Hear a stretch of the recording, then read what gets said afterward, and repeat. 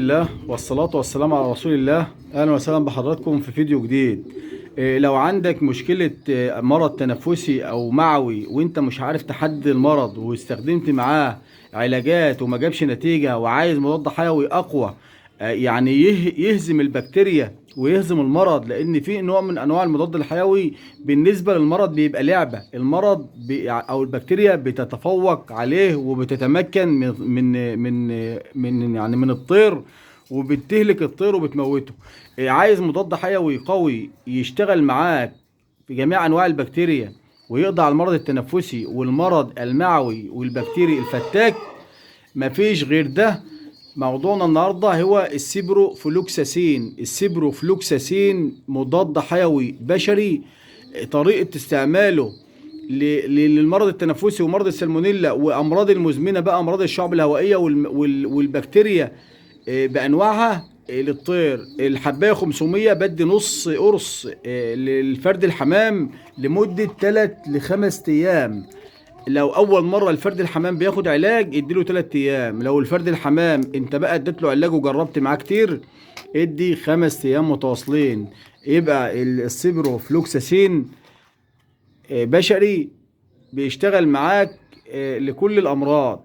طيب انت دلوقتي لو بتسمعني وعندك فرد حمام اول مره يتعب وعايز تديله علاج عندك، مفيش مشكله. احنا بنقول لك السيبروفلوكساسين للفرد الحمام اللي ما استجابش مع العلاجات، لانه قوي، قوي جدا. وزي ما قلت بعد كل جرعه علاج بتدي غسول كلوي وبتدي بكتيريا نافعه وفلورا معويه. يبقى السيبروفلوكساسين حطه في دماغك واشتريه النهارده وسيبه احتياطي في العشه للفرد الحامل ما يستجابش معاك بالمضاد الحيوي السريع.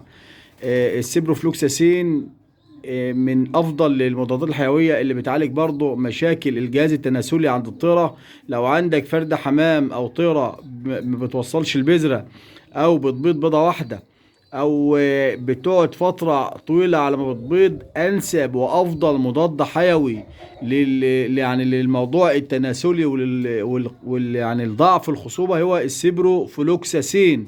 بتشتغل مع الطيرة بعد ما بتعالجها ديدان 5 ايام متواصلين من السيبروفلوكساسين، نص قرص لمدة 5 ايام، مع اهتمامك بالبذور المؤهلة للخصوبة، وتزود الشعير وتقلل الذرة واي حاجه بتجيب تكيسات.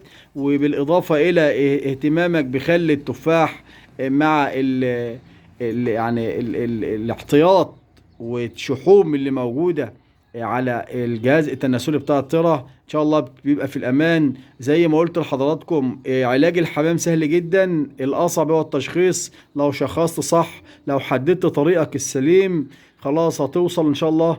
لو عالجت الفرد الحمام بعقل وبأقل نوع من انواع العلاج، ما تقعدش بقى تجرب ادي ده وادي ده وادي ده وتقعد بقى جنب فرد الحمام عايزه يروق في لمح البصر.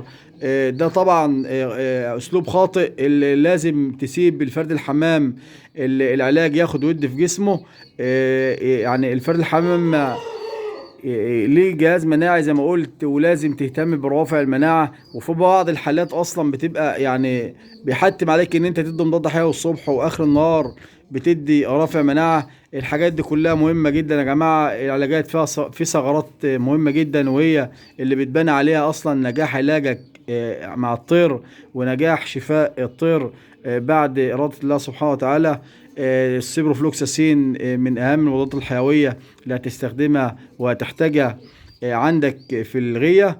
لو أول مرة بتسمعنا ومش مشترك في القناة تشترك وتشرفنا، محتاجين دعمكم. ولو عجبك الفيديو لايك وريت مشاركة عشان كل استفاد، وانتظرونا إن شاء الله في اللي جاي. والسلام عليكم ورحمة الله وبركاته.